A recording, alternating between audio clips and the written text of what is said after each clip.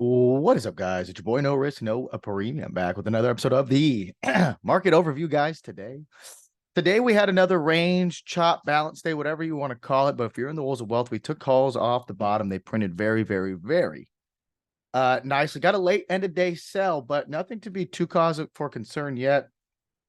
We're breaking structure as far as higher highs, higher lows, but it just kind of looks like we're just slowly pulling back. Right. There hasn't been an accelerated sell or anything. And we're getting into areas that I believe are long areas or bounce areas in the market. But we won't know until we get to those levels. Real quick, always first, you want to go and see what's going on for tomorrow on the economic data side. We have a little bit of pre-market data, just really like trade balance stuff, import exports, trade balance, a lot of mortgage application stuff's coming out really early, 2.5 hours for market open. But the really only thing you need to worry about if you're trading the cash time is all of the composite and services PMI, the optimism outlook.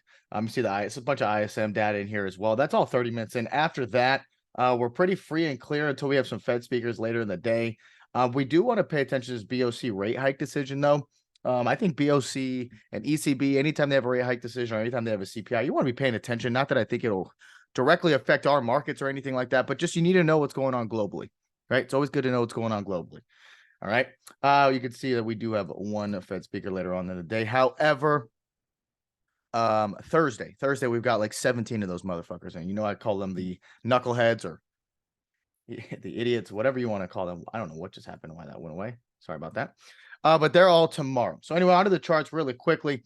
Getting in here, I'm still watching. Look, it's hard for me to be a bear or get short underneath 44.95, right?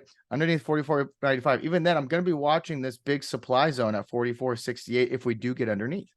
Okay, if we do get underneath, you really got to wait until about 44.92, 93. You really want to wait until that. If that goes, right, this level right here goes, that's where the sell trigger will start, and you'll get about 20 points of downside, which will be really solid for a trade to the downside. So that's what I'll be looking for, and I'll also be looking for the bounce here from 44.68 to about 44.75. You can see this little highlighted zone. I want to see, does this supply turn demand? Right? Does that supply turn demand? That's what I'll be watching for tomorrow. Of course, if we get through today's high, 45.20 opens up 45.30, 45.45, 45.60. Above there, onto the SPY chart. Let's see. SPY guy, what's going on with SPY world? Right to our 448.50. 448.50 going to be that big level. Underneath there, you can take a short down to 445.46. Same thing, same ES setup, right? This is the cash ETF. We just looked at the futures. This is going to be the same setup. I want to see, does this supply turn demand? So I'll be looking for a bounce 445 to 446 area. If we get underneath 448, have to get underneath 448.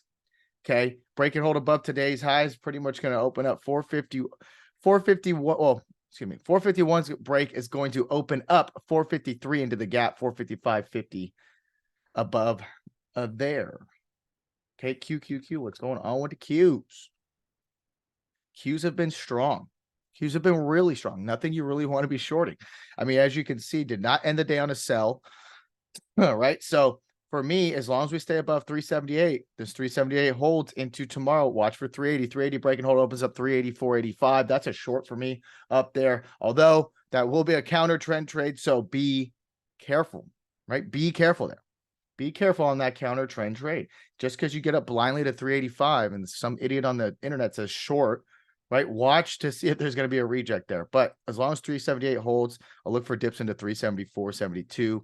Below break and hold 378 will be a big level on the Q, sending it to 382, 384 from there. Last but not least, IWM. Got the sell on IWM right to where? Top of the balance. Go figure. 186. 186.50. We had the top of this balance area. So we're going to watch for this tomorrow. Do we get the bounce out of this little bit of balance zone that we had going on in here? If we do need to reclaim back above 188, 189 opens up 192 to the upside. If not, be watching for bounces at 185 underneath that 186.50 mark. And guys, that's all I got for you. All right, wake up early, get your levels right, and of course, don't do anything fucking stupid. See you bright and early. Peace.